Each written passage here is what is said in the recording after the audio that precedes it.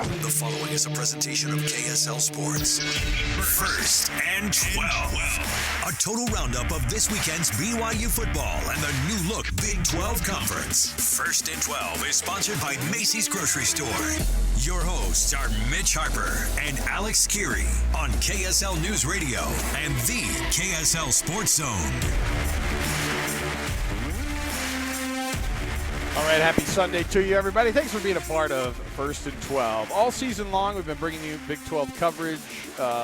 Pretty unique show, Mitch. I mean, I don't know anybody who does something like this, certainly in the market, but we dove into this that was just Big 12 heavy with that lens of BYU entering the conference this year, and we've had a blast talking about it. And now we've got even more fun stuff because as soon as we decided we were going to do this program, kind of early, I guess we start talking about it in the summer, and then the Four Corner schools end up not just being a rumor, but they end up being the teams who are joining the Big 12 next year.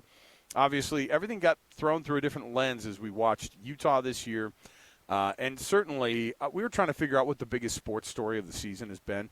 And I think you could make an argument that Cam Rising and really, like, the week-to-week wondering of what was going on with Cam Rising could have been the biggest sports story of the year. Am I wrong? That's the thing we obsessed over, it seemed like, so much. And everything was just what's going to happen with Utah. And Utah's entire season, I think, was affected, obviously, by what was going to be going on in that quarterback room.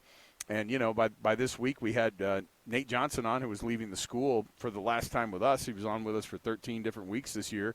And he kind of gave us a peek into what he was going through. But, man, Utah and what they went through this year, overall, an insane year to go 8-4 in a conference that you have won the championship the last 2 years.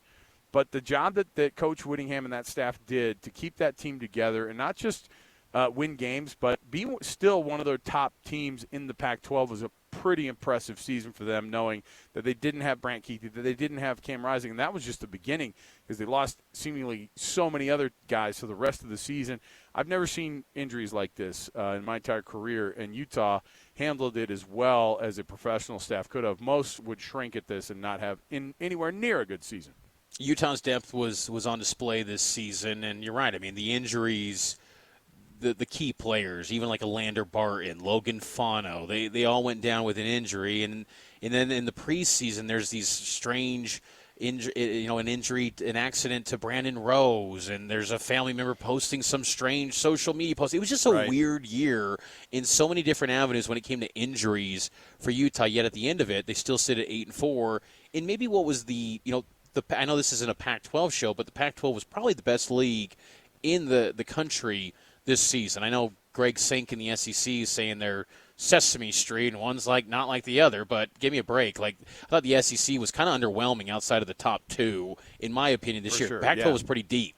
It was a deep league this year, and Utah navigated it with an 8-4 mark. And I really think, I think, though, the issue for this season was it's kind of a missed opportunity because – with those injuries, you wonder what they could have been because there was a feeling coming in that they were maybe playoff good or at least three-peat Pac-12 title good. I don't know if they were on the level of Oregon and Washington even at full strength, but the chances of hanging with Oregon in Salt Lake would have definitely been better if you had a fully equipped Cam Rising back there. But they had some revelations on the personnel side. I mean, Sione Vaki, what a story that was, having him become just this dynamic playmaker and just kind of dynamic athlete. I remember when he was coming out of high school, and he was just this kind of unknown guy, and it's just kind of a classic Utah player where, I think there's so much talked about their recruiting is going to this level, but it's always these kind of under-the-radar dudes that emerge as the standouts for Utah, and they're kind of the bread and butter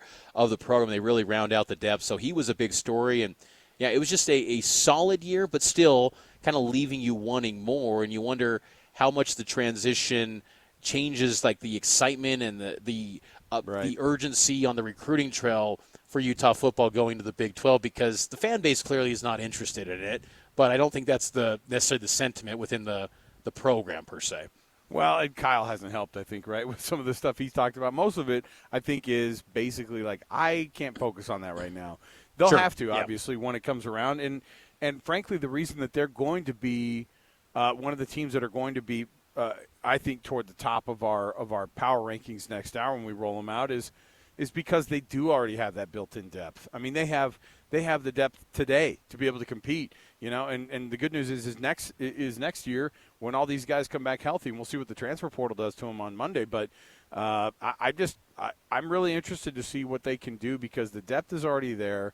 The culture of the program has obviously been established for 20 years, and so I think you have this benefit. And whether or not they're more talented than everybody else across the board, it doesn't really matter because I think that they end up getting dudes, and if they get Cam Rising back, then they'll have a shot. They're not going to be playing against Oregon and Washington next year, right? I mean, there aren't an Oregon and a Washington in the next Big 12, at least right now. So I think that they have to be up there and consider that, and with Cam Rising coming back and making that announcement, this Utah team this season, I think about, you think about the Oregon State game and how flat that game was and how the Oregon game was a blowout, which is very rare at home for Utah.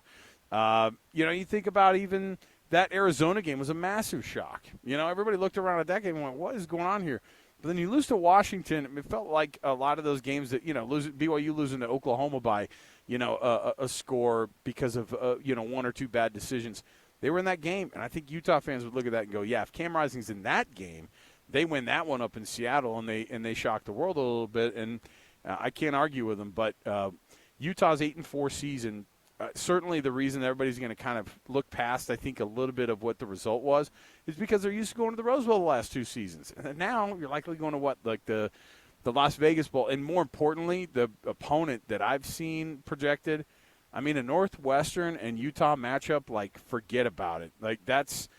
They played Northwestern before, and they didn't care about that matchup either, right? And so we'll see. I think when you're used to, dining at the big kids table and then you get relegated to the little kids table for bowl season, and I say little kids table because you're used to being in a New Year's Six game, everything else feels little, right? And so that's the standard that they have at Utah now, and I frankly think they'll be back at it again next year. Utah is what Oklahoma State has been every year for years in the Big 12, where Oklahoma State's had a little more ups and downs. Utah's been more consistent, but very good, well-respected, but they've never broken through. And even this year, with the pig farmer, Bryson Barnes, in Week 2, they nearly got upset by Baylor, who was the worst team in the Big 12 this year. I'm very curious to see. Utah is the most stable brand and program in the new Big 12 because you know what you're getting with Utah. But are they still going to be, I think everyone's just going to assume they're going to step in and just run the league. But again, Week 2 against Baylor, extreme heat. I think it was 115 on the field. It was nuts. Right. It was bad. But still, that was the worst team in the Big 12 from the get-go. I mean, Baylor was bad in Week 1 when they lost to Texas State, and they got taken to the horn with Baylor. I just think there's always a little bit of a transition when going to a new league. And, again, I really kind of curious to see what changes from a recruiting perspective for Utah in the Big 12 Conference. They've cleaned up when it comes to in the state and also identifying under-the-radar guys, but also really getting some high-profile battles in California. They've had some history, too, over the years with Morgan Scalley in the state of Texas. I think that's only going to be enhanced now being in the Big 12 Conference. But do they continue that momentum on the recruiting trail where they're knocking on the door as a top 25 recruiter? Because someone in this league has to emerge as that. It's looking like Texas Tech. TCU's a consistent top 25 team in recruiting the last couple of years. Utah, do they become in that mix too? That's the key. If someone's going to emerge as a consistent annual kind of bell cow brand in this new conference, they got to be big time on the recruiting trail every single year. And Utah's got the cachet in recent years to pull that off, but I think that they've also had some issues when it comes to postseason. They haven't won the bowl games. They haven't won those huge marquee games outside of USC. I mean, I look at this year's schedule.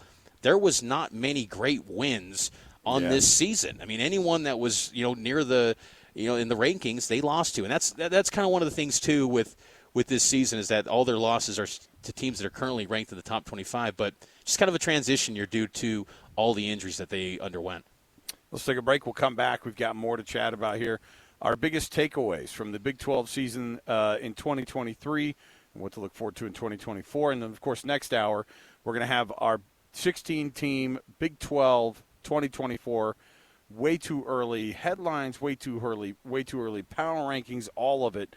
We're very excited about it. So stay right here with us. More to go around the corner. It is First and 12, brought to you by Macy's Happy Shopping, right here on KSL News Radio and on 97.5 the KSL Sports Zone. We'll be right back.